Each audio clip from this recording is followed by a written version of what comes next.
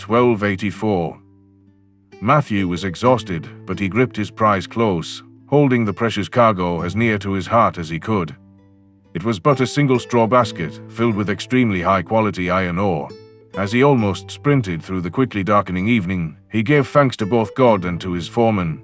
His family had worked in this mine for 5 generations, and the foreman had allowed him this one boon in exchange for a cut to his wages until the cost was repaid. Iron for his son, Joshua. His son had been apprenticed to the local blacksmith for years, and the time for his final certification was rapidly approaching. Old man Jacob had been an army bladesmith before he retired due to injury, choosing their small village for the quality iron ore it produced. He was hard to please, and more than once Joshua had come home with bruises and injuries from being overworked. Joshua wanted more than our village life though. Maybe too much, truth be told, and had put up with the beatings and injuries so he could find work in the nearby town and live a better life as a craftsman. Matthew supported his son in this, and worked hard to ensure that Joshua could read, never had to worry about being fed and clothed, and always had a kind ear to return home to. It was hard work, and he had to give up many comforts, but after the death of his daughter to wasting sickness, he had promised Joshua a better life for his own children, and was determined to do that no matter what. The weeks passed, and Joshua grew nervous. His 7 years was up over a month ago, and still his master had not allowed him to take his final exam. He just sat there, watching the younger man as he worked, barely speaking. Joshua wasn't even sure he was awake half the time. Finally, a full 6 months after his term should have been up, Jacob took him aside. He was told the certification would be tomorrow, and he would be making a sword. Joshua spent the night barely able to sleep. He'd not made a proper sword before, and had only observed as his master make them. The next day, Joshua brought forth the iron his father had mined with his own hands, and slowly, over the course of many hours, purified it first into a steel bar, then molding and stretching the bar into a sword. He wasn't the smartest or the strongest, but Joshua was sharp of eye and keen of memory. He had remembered well how his master had forged the blades and copied the old man's technique, stroke for carefully measured stroke. Finally, after almost a day of work, it was complete. It was a simple but sturdy blade. Quite a long time had been spent treating it with heat to ensure it would be durable and strong. Its hilt and pommel had no decoration, save for a simple wrapping of dark boar leather, and the blade was sharpened to a keen edge. Joshua presented it to his master, who had sat and watched the whole time. Jacob had barely moved in his seat, save the movement of his head and eyes as he stared at his apprentice, watching him, evaluating his every movement and decision. The old man took the blade and checked it over. Testing the edge with a thumb, he found it sharp. The balance was a bit off, but easily compensated for by even amateur wielders, and the sword held together well. The grizzled old bladesmith grunted in approval, and Joshua thought he saw a hint of a smile in that heat-scarred face. Good quality work. You're an apprentice no longer. I grant you the rank of journeyman. May you grow to create works that surpass my own. 1642. The sword lay on the linen sheets of his modest home in Roma.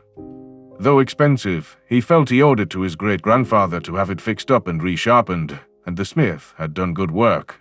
Family law had said his ancestor made this sword, and it was treasured by the family as an heirloom, even though it was no longer used to defend the life of the wielder. But what lives it had seen, what lives it had taken! Bartolomeo sat in a wooden chair nearby, admiring it. His family had so many stories about the simple and unadorned blade. It had seen much use in many conflicts, from open wars to peasant revolts. So many of the great historical battles from the last few centuries had this blade as a witness. He sat there, looking over his latest manuscript. A poem about his great-grandfather's deeds in the Dutch War for Independence, though it still raged on far to the north. The old man had just died this past Thursday, and his stories had fueled Bartolomeo's imagination since boyhood. None of his works had ever seen great success, but this one was sure to wow them. He sighed. He, indulging in his all-too-common daydream of fame and grandeur again. He half-thought these childish fantasies were the reason he hadn't been noticed. Too much time with his head in the clouds. But he was a poet after all. His head was meant to be in the clouds. He shook his head and picked up his quill once more, determined to at least finish this poem before week's end. But suddenly, an idea struck him. An idea for a new poem. A better poem. According to his family records and history, the sword he now had was never once used in anger or malice. Neither hate nor jealousy had wielded it to harm, and while it had taken at least a few score of lives in the battles it had seen, it was never raised against those who would seek to aid others. The family law held that it had been used against traitors and tyrants, along with those who supported them. The records were old and dusty, kept in storage by an uncle in Firenze, but all quite intact. Bartolomeo pondered if he had enough left to make the trip, because the idea had stuck in his mind. The story of a sword that was wielded by those who sought peace. It would wipe the smirks off the faces of those fools who looked down upon him for sure. It was a topic worthy of a great epic, a story that would ensure his name was revered for generations to come. He set about feverishly writing down idea after idea, occasionally glancing over at the plain blade. It was not grand enough, he thought. He would have to have it engraved. 1985. Sarah had no idea why Markus was so enamored with that old relic. He was 8 years old, and he obsessed over it, reading books passed down through generations of her husband's family about the people who had kept it, even if they never used it. The damn things were piled around his room, and the sword hung on the wall above his bed. She had seen him staring at it in the night more than once. He probably dreamed of being there for the battles it was used in. They had never been wealthy, those wielders, but they always seemed to be at the center of uprisings. Wrong place, wrong time, she thought. Or maybe those wielders had been far bigger troublemakers than her husband had let on. The sword had taken, at least by the count the books had talked about, 132 lives over the course of history. Tyrants, traitors, soldiers, highwaymen. The books detailed them all. Journals kept by her husband's ancestors and passed down as part of the family record. Markus could probably name all of the slain from memory, as he had spent so much time reading them. His father could as well. Like father, like son, she supposed. They had both been in love with that sword and its history. Her husband taught Markus to read using those damn journals. She sighed as she looked down at her son sleeping next to her, shoving all thoughts of the sword out of her mind. Her husband had died 2 months ago, and the family the sword came from was certainly not going to help them anymore. It was not her fault, she screamed in her mind. Why did they blame her? She sat in her son's rooms, just on the edge of the bed, idly stroking his blonde hair. It looked so much like his father's, as did he. She saw it in his eyes, his walk, the way his head tilted to the left when he was thinking. Most of all, it was in his smile. They had the exact same way of smiling, and for the last 2 months, she had to look away whenever her own son smiled because it wrenched at her heart. She looked up at the sword, sitting in its simple leather sheath above the bed. Maybe she could sell it to a museum. Get enough to last them a while if she threw in the books. It's not like it was useful to anyone anymore. Thing was rusted and useless, its edge long since dulled. Maybe a collector. Her friend had gotten almost $1,000 from one for an old coin she found. What would they pay for a sword? Her thoughts were interrupted by a noise.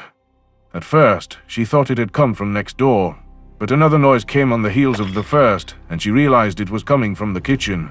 She snapped her head around to look at the base of the bed, and the green eyes of their muggy cat stared back at her. Her blood ran cold as she realized what was going on, and she shook her son awake with a hand over his mouth.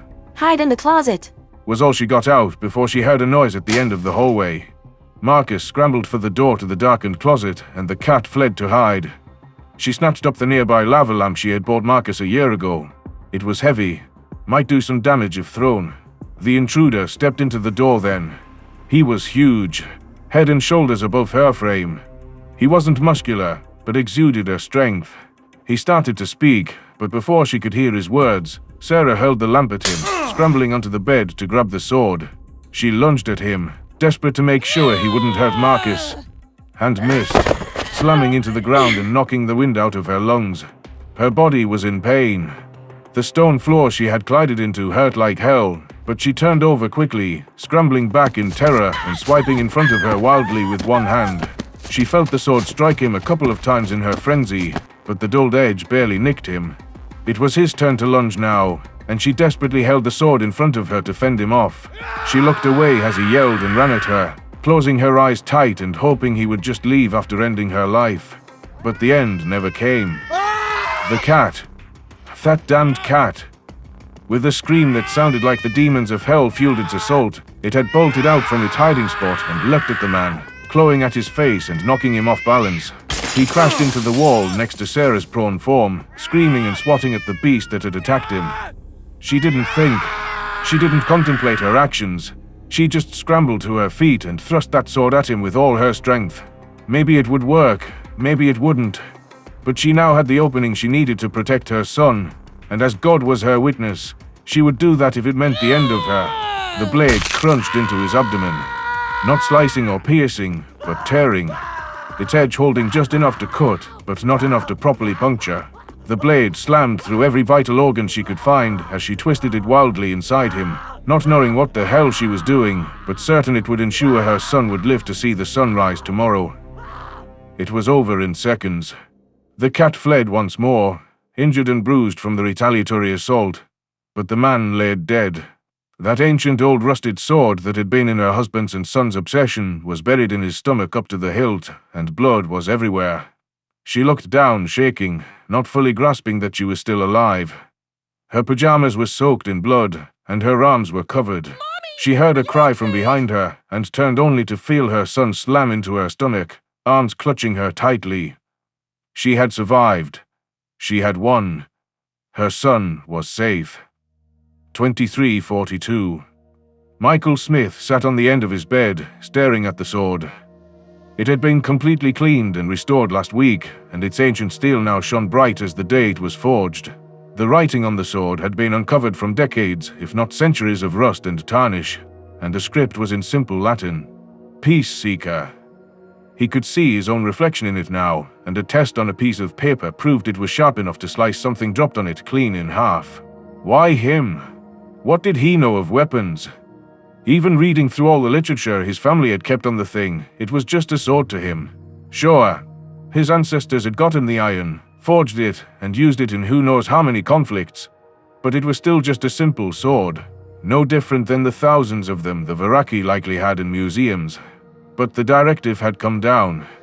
It has to be a weapon, and it had to have been used in some manner by his family. The Voraki were weird like that, militaristic, but seemingly devoted to peace. Their alliances were sealed with traded weapons their families had used. The anthropologists had said it was apparently in the hopes the weapons never had to be used again, and the souls in them could rest. Michael shook his head and placed the sword in its case. It was a simple idea.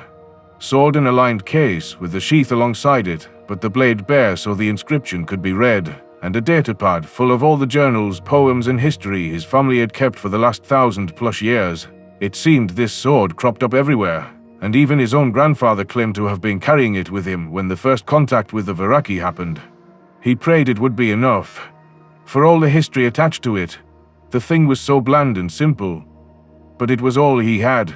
It would take him 6 months to get there, and he just hoped the Voraki ambassador wouldn't be too offended. 23:43. I give unto you a spear made of bone, vines, and wood. After being shot down over Seoul 3, my great-great-grandfather used this to hunt game and fend off predators. It saw him through the 6.5 lunar cycles it took for the war to be won and a rescue to be sent. It was forged in desperation and used to survive. May its spirit rest easy with you.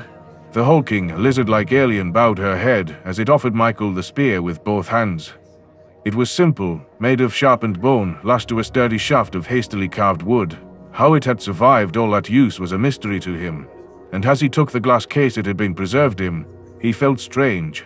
The spear felt heavy, far heavier than it could have been, but suddenly lightened. He bowed in return to cover the look of confusion on his face, and prayed that expression didn't extend to his voice. I thank you for the precious gift. May its spirit rest now. In return, I have something for you as well, Ambassador Kalyaki.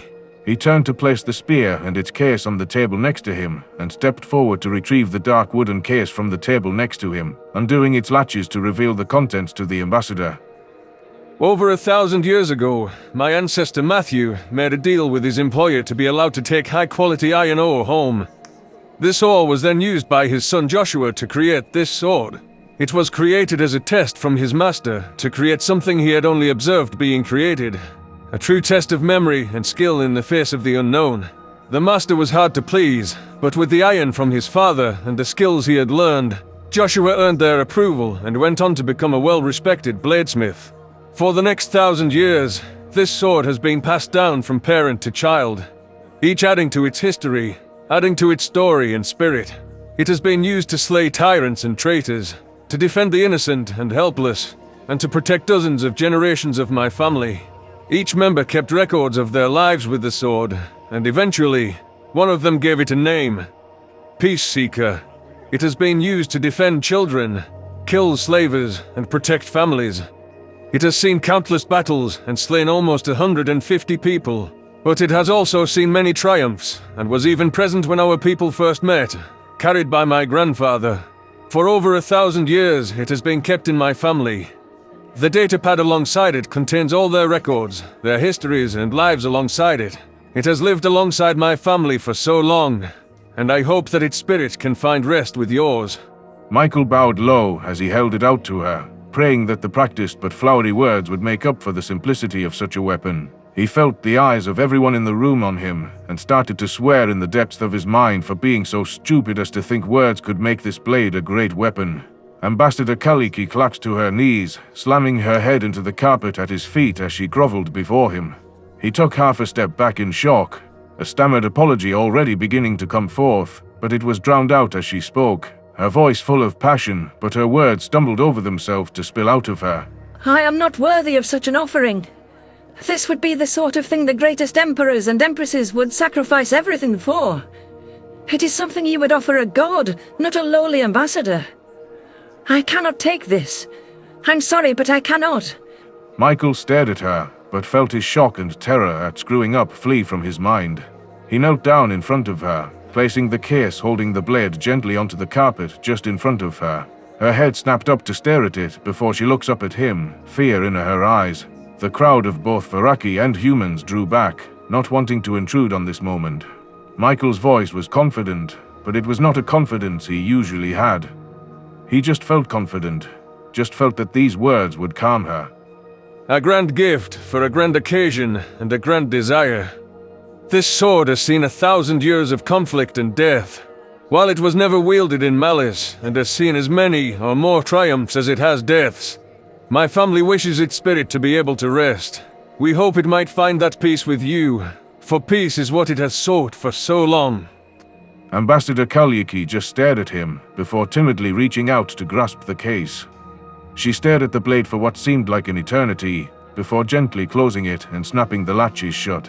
As she raised herself up off the ground, she cradled it to her chest, unknowingly holding it in the same way Matthew had held the iron that had created it. Michael rose with her, watching her intently as she held the case as close to her heart as she could, until finally she nodded, bowing as low as she could without groveling on the floor again. Michael Smith, know that no matter what happens between our people, no matter what eternity holds, my family will always treasure this blade. You have given us a gift that honors us in a way that we do not have the words to express fully, and we pray that in time we will be worthy of this honor. I thank you, from the bottom of the hundreds of thousands of hearts my family has stretching back into antiquity, and I will work my entire life to ensure this sword spirit finds peace with us. Michael bowed back, matching her motions. While he could not know it, his simple blade and flowery speech had ramifications that would last for eons. When the Voraki Empress heard of his deed, she wept and declared that Voraki and humanity would always be allies. While government changed, their people took on new ideas, new thoughts and new concepts. One would remain constant in their minds, beyond even the final star giving up its light. And it was of a simple miner named Matthew, and his sincere desire for his son to have a better life.